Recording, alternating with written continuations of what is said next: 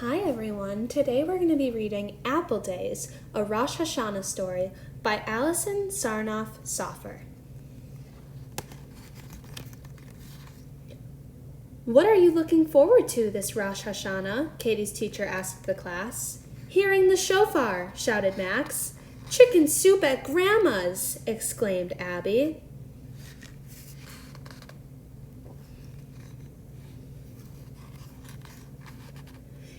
Katie raised her hand, beaming. Applesauce, she said, but not just any kind. Every year my mom and I go apple picking, and then we make our own. Katie had even more to share. And I will have a new baby cousin later this month. Applesauce and a baby in the new year? How exciting, her teacher replied. Katie loved apples. She loved biting into their crispy skin and discovering the sweet, tart inside, but she loved applesauce even more. Every year at the orchard, Katie and her mother would search for the perfect apples.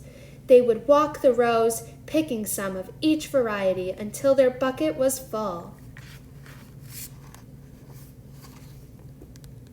At home, Katie would place 10 apples on the kitchen counter and her mother would start to peel.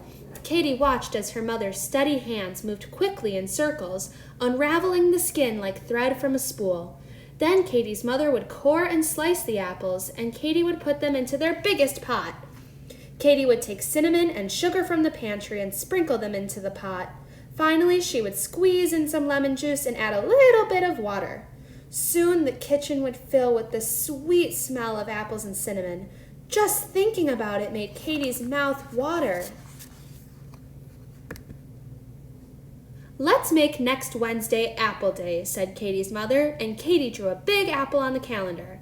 Katie told everyone about Apple Day. Soon her dad knew, her neighbor knew, Carla the hairdresser knew, and Sam the shoe store man knew. The principal knew, Rabbi Portnoy knew, and her friends Max and Abby knew. On Monday she told her class, it's getting closer. She couldn't wait for each day to pass. On Tuesday, the phone rang and Katie answered. Hi, said Aunt Leah. May I speak to your mom, Katie? Oh, hi, said Katie. Guess what? We are going. Katie, I'm sorry to interrupt, sweetie, but I need your mom now. Katie was puzzled. Aunt Leah always wanted to hear about everything, but Katie went to find her mother. When her mom hung up the phone, she turned to Katie. Your new baby cousin is coming early, and I'm afraid we can't go apple picking tomorrow.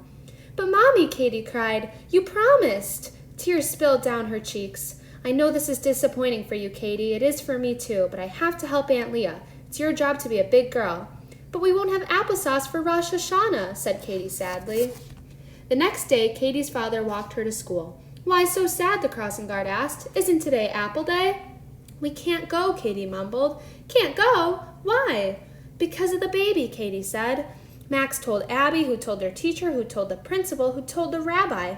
When Abby got her hair cut, she told Carla, and then Max went to buy shoes and told Sam. When Katie and her dad arrived home after school, they found a bright red apple on the doorstep. Next to it was a note that said, Dear Katie, I heard about what happened. Maybe this will help.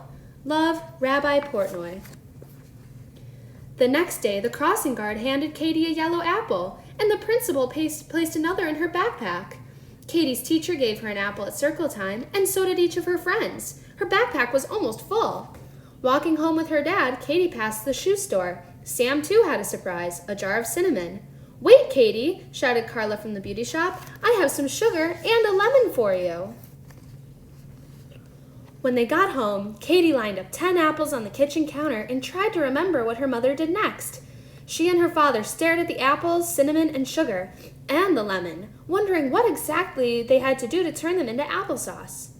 First, we have to peel them, said Katie, so her father took out the peeler and got to work. What's next, her dad asked. Mommy finds recipes on the computer, Katie suggested, and climbed onto her father's lap as he searched the internet. Next, we have to core and chop the apples, her dad said, reading from the screen.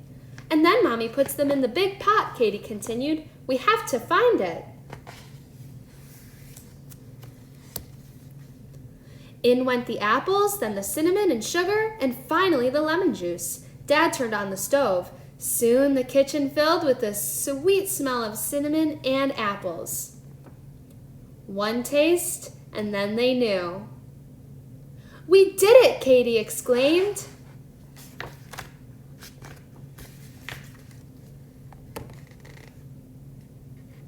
The next morning, Katie walked into her classroom proudly carrying a tray of cups filled with applesauce.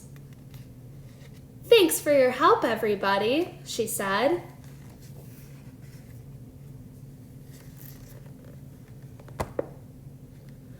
A few days later, on Rosh Hashanah, she filled Grandma's crystal bowl with applesauce and placed it in the center of the holiday table. When her mother arrived with Aunt Leah and her new cousin Will, she hugged Katie close. Together they gazed at tiny Will. Then Katie led her mother to the table. "Oh my!" was all her mother could say. Her father laughed. There was one more surprise. Katie reached into her pocket and pulled out a freezer jar filled with applesauce. Not for now, of course, but soon enough, Will would taste it and smile. They all would. The end.